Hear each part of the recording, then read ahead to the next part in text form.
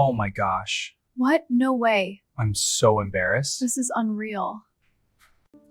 I feel so relieved now. I'm here, take your time. Thank you.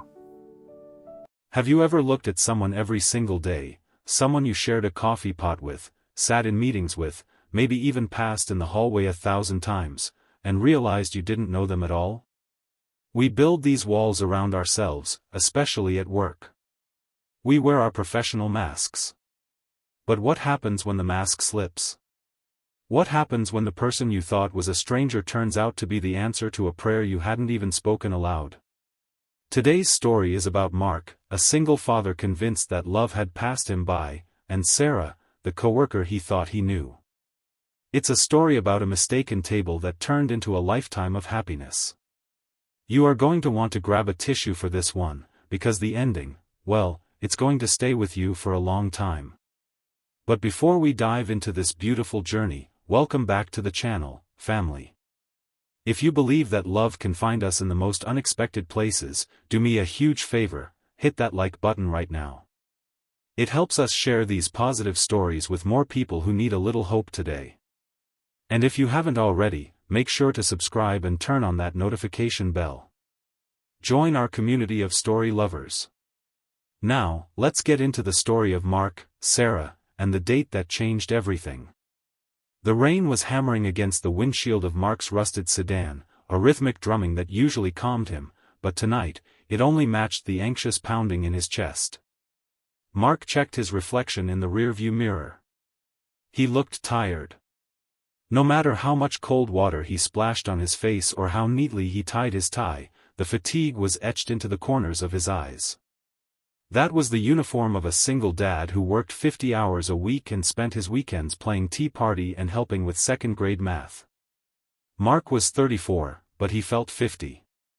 Since his wife, Emily, had passed away 4 years ago, his world had shrunk down to two things: his job as a logistics coordinator and his daughter, Lily. Lily was the sun around which his entire galaxy revolved. She was bright, funny, and resilient, but she was also the reason Mark hadn't been on a date in 4 years. Who had time? And more importantly, who would want the baggage? "You need to get out there, Mark," his sister, Jenna, had nagged him for months. "You're not dead. You're just dormant." Jenna was the one who had set this up. She had a friend of a friend, a woman named S, on the dating profile Jenna had practically forced Mark to create. They had exchanged a few messages. She seemed nice, articulate, busy. They had agreed to meet at Luigi's, a quiet Italian place downtown, at 7 p.m. Mark looked at the dashboard clock, 6:50 p.m. "Just go in," he whispered to himself. "Eat some pasta, make awkward small talk, realized you have nothing in common, and go home to Lily. Simple." He took a deep breath, grabbed his umbrella, and stepped out into the rain. Inside Luigi's, the atmosphere was warm and smelled of garlic and roasting herbs. It was a stark contrast to the cold, gray logistics warehouse where Mark spent his days. The host led him to table 9, a secluded booth near the back, perfect for conversation, or in Mark's mind, perfect for hiding his embarrassment if this went terribly wrong. He sat down, smoothing the tablecloth with nervous fingers. He checked his phone. No messages from the babysitter. That was good. He checked the dating app. The profile for S had no photo. Jenna had said it was a blind date experiment. The app was running to focus on personality first. Mark thought it was just a recipe for disaster. 6:58 p.m. Mark poured himself a glass of water. He loosened his tie just a fraction. He scanned the room, watching couples laugh, watching a family share a pizza. A pang of jealousy hit him. He missed that. He missed having a partner to share the load, someone to laugh with when Lily drew on the walls, someone to hold when the nights got too quiet. Then, the bell above the door chimed. Mark looked up, expecting a stranger. Instead, his heart dropped into his stomach. Walking through the door, shaking a wet umbrella, was Sarah. Sarah from work. Sarah was the senior project manager at his firm. She was known for three things: her impeccable tailored suits, her terrifying efficiency, and her complete lack of personal chatter.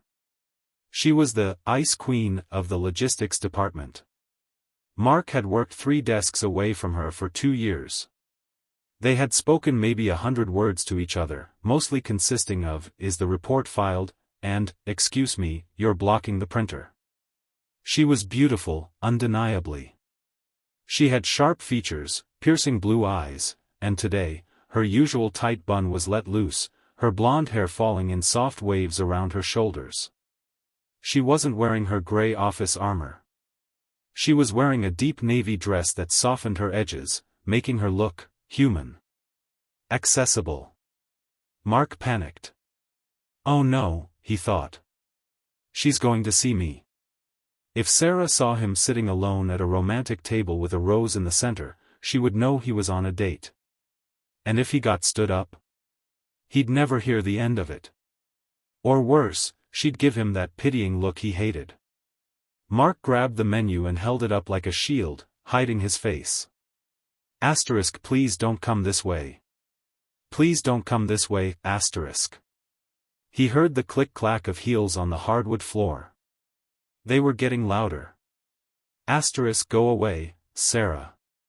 Go meet your rich, successful husband. Go have a business meeting, asterisk. The footsteps stopped. Right in front of his table. Mark held his breath behind the laminated menu. Maybe if he stayed perfectly still, he would become invisible. Mark?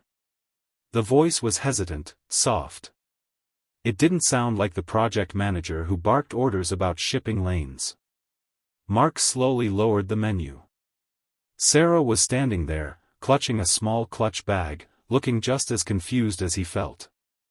Her eyes darted from his face to the empty seat opposite him. Sarah, Mark croaked. He cleared his throat. Hi. Doing some overtime work at dinner? He tried to joke, but it fell flat. Sarah didn't laugh. She looked at the table number. Table 9. Then she looked at her phone. Then back at Mark. Her cheeks flushed a color Mark had never seen on her before, a deep, vulnerable pink. I think. She started, her voice trembling slightly. I think you're in my seat. Or. I'm in yours. Mark frowned. What? No, I have a reservation. I'm waiting for. He stopped. The realization hit him like a freight train. Jenna's friend. S. Sarah. Mark looked at her, eyes wide. Wait. You're S. Sarah's hand went to her mouth. And you're M? The M who likes dad jokes and hiking but hasn't hiked in 4 years. Silence stretched between them, heavy and thick. The restaurant noise seemed to fade away. Here were two people who had sat 10 feet apart for years, communicating through emails and brief nods, now realizing they had been pouring their hearts out to each other anonymously for a week.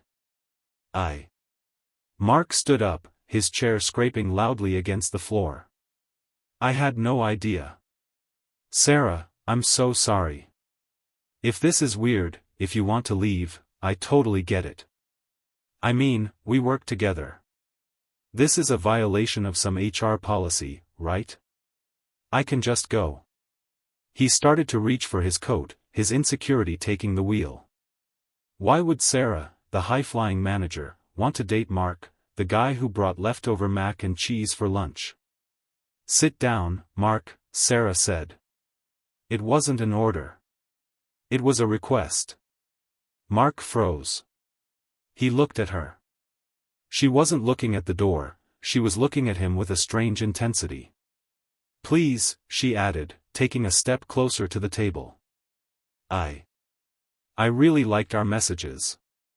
I didn't know it was you. But I liked the person who wrote them. Mark slowly sank back into his chair. Sarah sat opposite him. She placed her bag on the table and took a deep breath, exhaling the tension of the office. "This is bizarre," she admitted, a small, nervous smile playing on her lips. "Tell me about it," Mark let out a breathless laugh. "I was expecting a stranger. Instead, I get the woman who rejected my expense report last week." Sarah laughed. It was a genuine, throaty sound that Mark had never heard before. It transformed her face. "To be fair, Mark, you tried to expense a morale-boosting pizza party that consisted of just you and a large pepperoni." "It boosted my morale," Mark defended, grinning. The waiter arrived, breaking the tension. They ordered wine. They ordered appetizers. And as the minutes ticked by, the office dynamic began to dissolve. "So," Mark said, leaning in. Why the mystery profile?" Sarah traced the rim of her wine glass. Her expression grew somber. "Because when guys hear what I do for a living, they get intimidated. They see the suit, the title, the long hours. They assume I'm cold. They assume I don't want a family. I wanted someone to get to know me before they got to know my job title." Mark nodded slowly. "I get that. I really do." "And you?" Sarah asked. "Why no photo?" Mark looked down at his hands. "Because I'm a package deal. I'm a widower, Sarah. I have a 7-year-old daughter. In the dating world, that's usually a swipe left. People want fun and spontaneity. I have homework schedules and pediatrician appointments." Sarah's eyes softened. She didn't look away. She didn't check her watch. "I know about Lily," she said quietly. Mark looked up, surprised. "You do?" "Mark, your desk is covered in her drawings," Sarah smiled gently. "I've walked past them every day for 2 years. The one with the purple elephant? That's a masterpiece." Mark felt a lump form in his throat. "You noticed?"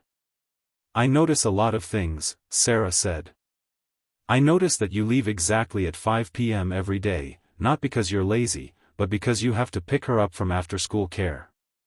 I notice that you take personal calls in the hallway and your voice changes, it gets softer, kinder. I've always admired that about you." Mark was stunned. He had assumed Sarah looked down on him for rushing out the door while she stayed late. He thought she saw him as uncommitted. Instead, she had been watching him be a father, and she had respected it. "I thought you hated me," Mark blurted out. "Or at least, thought I was incompetent." "I thought you were busy," Sarah corrected. "And I was jealous." "Jealous? You? You're the star of the company." Sarah sighed, looking around the restaurant. "I have a nice apartment, Mark. I have a nice car. I have a 401k that's doing great.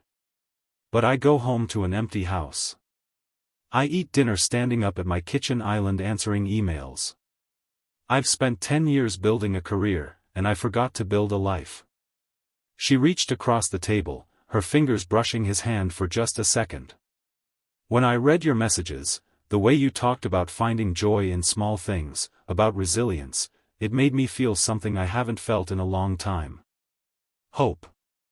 The appetizers arrived, but neither of them touched the food. They were starving, but for connection, not calamari. They talked for hours. Mark told her about Lily's obsession with dinosaurs and the struggle of braiding hair with clumsy dad fingers. Sarah told him about her childhood, her fear of failure, and her secret love for trashy reality TV shows, a secret that made Mark laugh until his sides hurt. It was as if the rain outside had washed away the corporate structure that separated them. They weren't manager and coordinator anymore. They were just a man and a woman, both lonely, both seeking, both pleasantly surprised.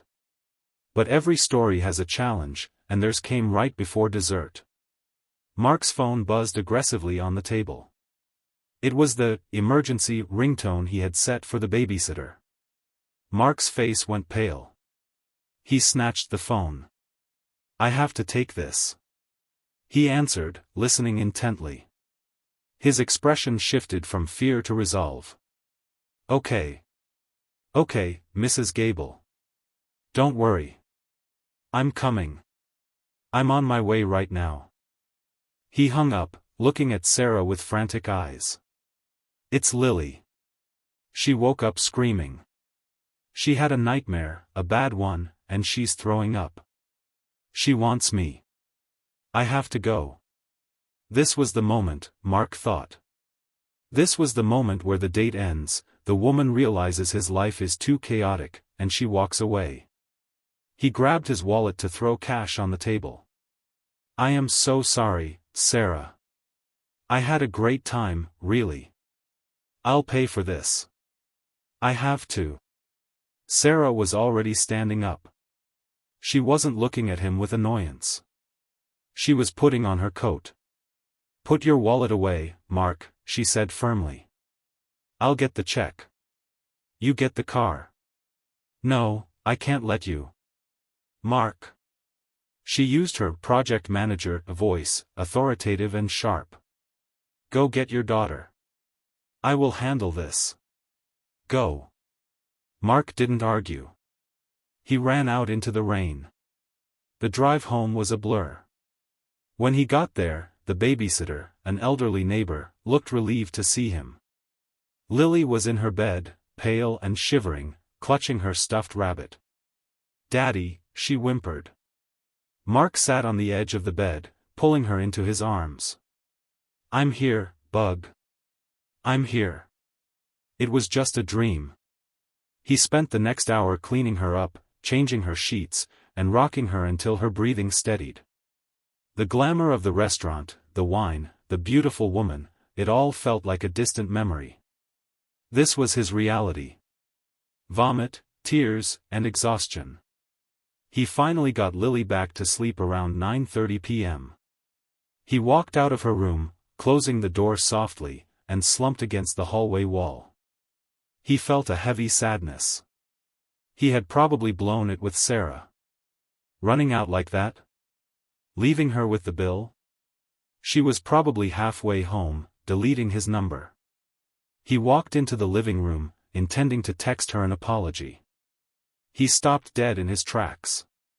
Sitting on his worn-out beige sofa, reading a magazine by the dim light of a lamp, was Sarah. Mark blinked. Sarah? She looked up. She had taken off her heels. She looked comfortable. Hey. Is she okay? Yeah. She's asleep. But, what are you doing here? Sarah put the magazine down. I followed you. Well, I paid the check and then drove over. I remembered your address from the HR files. Sorry, that sounds creepy. But I knew you didn't have any family in town, Mark. I figured, if she's sick, you might need help. Maybe a pharmacy run? Or just a coffee? Mark walked over to the sofa, his legs feeling weak. You stayed? I stayed, Sarah said simply. Mark sat down next to her, not too close, but close enough to smell her perfume. Why? You don't have to deal with this. This is the messy part. This isn't the date part. Sarah turned to him, and her eyes were shining with tears. Mark, when my dad got sick, my mom left. She couldn't handle the mess. I spent my whole life trying to be perfect so people wouldn't leave me. I thought that if I was successful and clean and uncomplicated, I'd be lovable. She reached out and took Mark's hand. His hand was rough, tired. But watching you run out of that restaurant, seeing how much you love that little girl, it made me realize that I don't want perfect. I want real. I want someone who cares that much. I want to be part of a team that doesn't run away when things get messy. Mark looked at this woman, this incredible, strong, surprising woman, and felt the walls around his heart finally crumble. It gets really messy, Sarah, Mark warned, his voice cracking. There's glitter glue on the carpet. There are tantrums. There's me, being tired all the time. I like glitter, Sarah whispered. And I'm pretty good at project management. I think I can handle a tantrum. Mark leaned in, and for the first time in 4 years, he kissed a woman. It wasn't a desperate kiss, or a hungry one. It was a kiss of gratitude, of recognition. It was a kiss that said, I see you. 6 months later. The logistics office was buzzing with the usual Monday morning chaos. Mark was at his desk, buried under paperwork. Excuse me, a stern voice said. Mark looked up. It was Sarah. She was holding a stack of files, looking as professional and intimidating as ever. Yes, Miss Sarah? Mark said, trying to keep a straight face. You forgot this in the conference room, she said, sliding a piece of paper onto his desk. It wasn't a report. It was a drawing. A crayon drawing of a purple elephant, a man, and a blonde woman holding hands. Underneath, in messy 7-year-old handwriting, it said, family.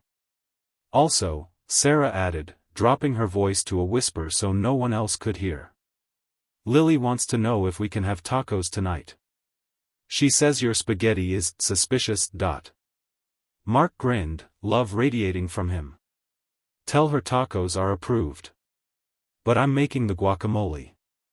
Negotiable, Sarah winked. She turned and walked back to her office, the heels clicking with that familiar authority. Mark watched her go, clutching the drawing. He looked around the office. To everyone else, she was just the boss. To everyone else, this was just a workplace. But to Mark, it was the place where he found his second chance. He realized that sometimes, the best things in life aren't hidden in faraway places. Sometimes, they are sitting 3 desks away, just waiting for the rain to force you to look up. Mark and Sarah's story reminds us of something profound. We often go through life with blinders on, judging people by their job titles, their appearances, or the rumors we hear. We assume the single dad is too baggage heavy. We assume the career woman is too cold. But beneath the surface, everyone is fighting a battle, and everyone is looking for connection. Life is messy. It's full of sick days, nightmares, and rainstorms. But if you are lucky enough to find someone who doesn't just tolerate the storm, but sits on your couch and waits for it to pass with you, that is true wealth. So, the next time you look at a stranger, or even a coworker you think you know, remember, you are only seeing the cover of the book. The story inside might just be the most beautiful thing you've ever read. I hope Mark and Sarah's story touched your heart today. It certainly touched mine. If you enjoyed this story, please type "Love is real" in the comments section below. I love seeing your messages. Don't forget to like this video if it made you smile, and subscribe to the channel for more stories that feed the soul. Share this with someone who needs a reminder that it's never too late for a happy ending. Until next time, keep your heart open, because you never know who might be walking through the door. Stay blessed, everyone.